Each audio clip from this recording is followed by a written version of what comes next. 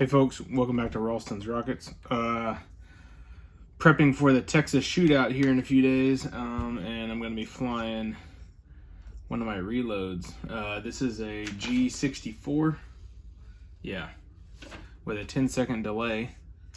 So I'm going to be flying it in my dual deploy Estes Star Orbiter that I built. And I have the rocket all prepped, so I just need to prep the motor, so I thought I'd go over for those of y'all that are curious how to do this. First thing I always do, I've, knock on wood, I've never had a reload blow up, but I always use the instructions, even if I do it like 20 times. I never do it by memory, so that way I never forget a step. But yeah, first thing you'll do is just take off your case, pull out your aft closure, pull out your forward closure, unscrew them, set them aside. And you'll see this is a 2-grain, 29mm 2-grain case, and 1 grain, I guess for shipping options, I think they have to pack it like this. So we'll cut the plastic off of one here. Pull this aside. This one did not come with lube, but I had some of the leftover lube from the last reload because you don't use very much. So I'm just using the little super lube that they had in the last one I used. Basically, first step here is just apply a light coated grease to all 3 O-rings. So we'll just do that. It doesn't take much, just a little bit like that, and then you just smear it around with your fingers. It's just like in automotive, basically you don't want anything that's rubbery, you don't want it to go in dry. Same concept here. So just kind of smear this around until you get a nice sheen to it. And set it aside.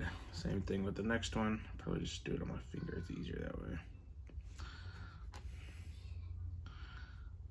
Like so. Until it just becomes shiny all the way around. You don't need to coat it a whole lot. That actually is a little much. We'll see if we can smear some of it on this thing. Yeah, there we go. Just like that. You have 2 O-rings that are the same size here on this case. And then a thicker one. And then clean off my fingers.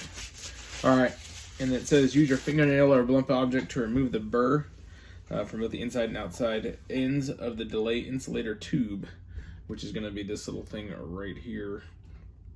And so I usually just use a fingernail and do this, which is exactly what it recommends. Flip it around and do the same thing.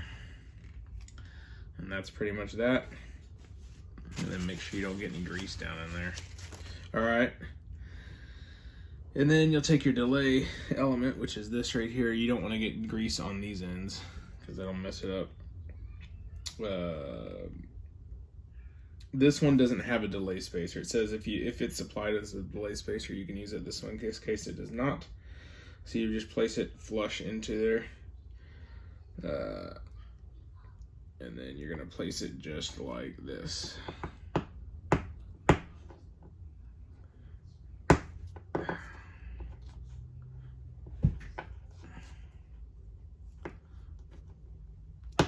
Basically until you get it in all the way.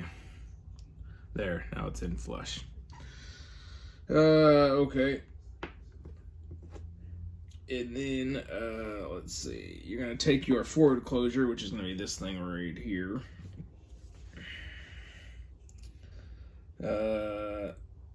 And you're just gonna take your, what is this? Greased O-ring. This is the 3/32 O-ring. Thicker on the forward closure and seated against the forward end of the delay cavity. So that's gonna be like right down in there. You just take like the back of a pin or something and push it down in there. There you go. I don't know if you can see that. A flashlight here somewhere. Let's see, can you see that in there? All right. And then you would take your delay element and push it just like that in there, like so. And then let's see.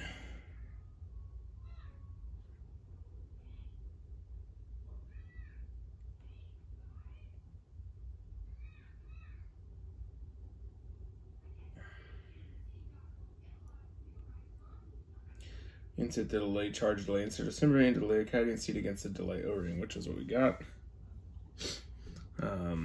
Oh, another thing that's important to understand is too, if you do all this and you end up with an extra part, you did something wrong. So you need to take it apart and do it again. Yeah, you should never end up with extra parts. But anyway, so anyway, you'll hold the two propellant grains here and then move. You're going to basically line up the little keyway there and then just grab some tape. Just grab a little bit of clear tape here. That's all you need. And just tape them together.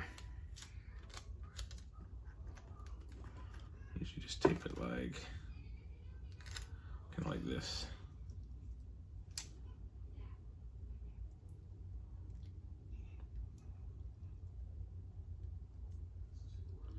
There you go. And then that way they're taped with the little keyway going right through, so you can insert your igniter, which is inside here.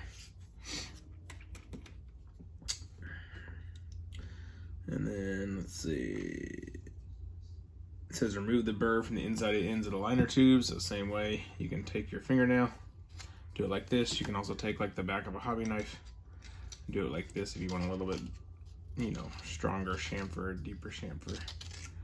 I don't know that all that's really necessary, but probably should go this way. I guess go with the grain so it doesn't rip it off. There you go. And then you just insert them in, just like that, right in there. So it's on one end, on the other end. And then, let's see, insert the liner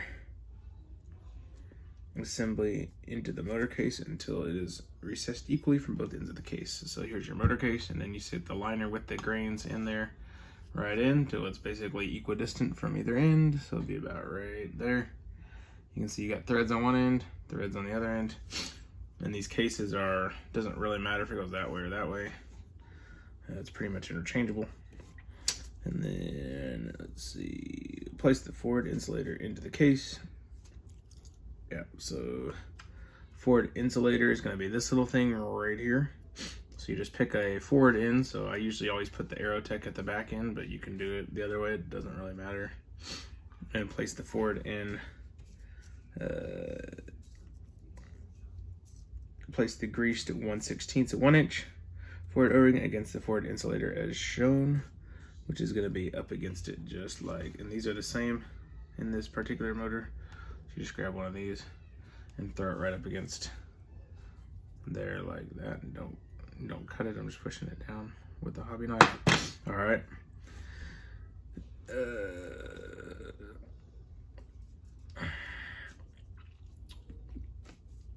Thread the forward black closure, which is going to be this thing right there, and you're going to take this and just thread this right on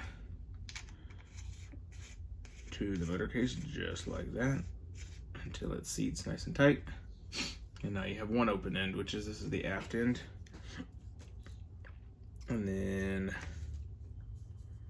insert the black coated into the copperhead igniter. We're not using a copperhead igniter. They got the new ones now. So we'll just insert this one when we're out in the field. I'm not going to put it in right now, but if you're doing it, you can put the copperhead one in right now. And then, well, it says use a point pencil, remove any plastic flashing that may be on the nozzle throat. So this is your little plastic nozzle. I don't really, do I have a pencil around here? I don't. Maybe I could use this. Just like a little screwdriver. There's not really any flashing around here though. There you go. But anyway, here's your nozzle.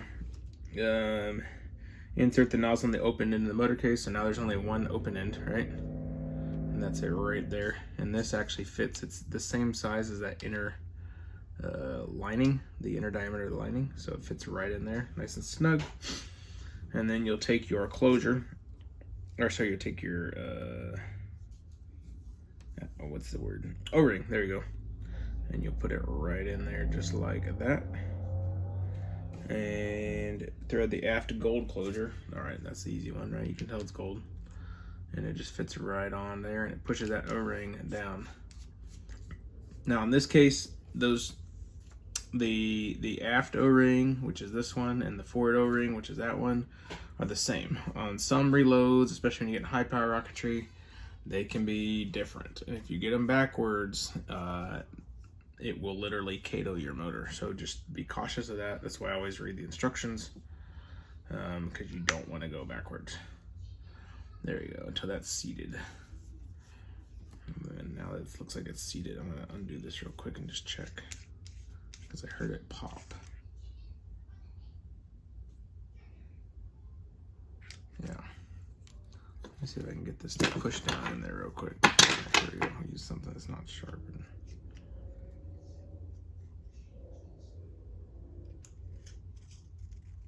There we go.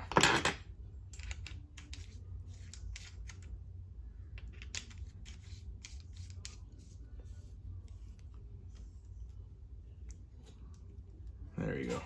And that's the build right there.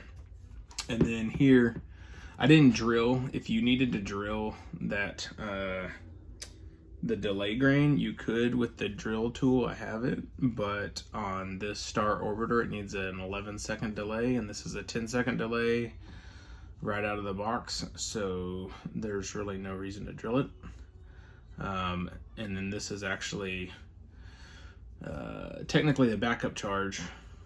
But either one, I have it's dual. The rocket's dual deploy, so it doesn't really matter if the apogee charge from the altimeter fires the backup charge or if this fires the backup charge. I don't really care which one goes first, as long as they don't fire at the same time and overpressurize the airframe. But they should be off by about 1 second at the least, probably more like 2 seconds. So I've flown it before and it did just fine. So, but yeah, and then this is your black powder, so you'll put this in, and then you can cap it. And so I always forget which end goes. Is it the small end or the big end? Hang on. I think it's the big end. Let's see. All right, so nozzle's down. One of these, you got to pull these apart, which now that my hands are all greasy is going to be hard to do. But this has you, be careful when you open this. This has the black powder in it.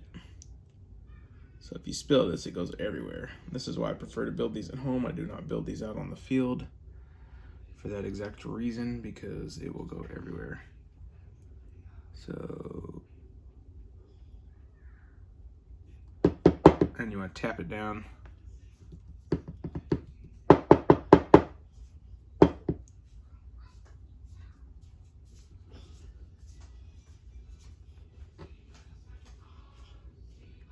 Actually, I think I'm doing this backwards. I think you're supposed to do it this way. I know, I said read the instructions and I'm not doing it. Yep, that's exactly what I did. Okay, I did it backwards. So ignore what I just did. We'll dump all this back out. There.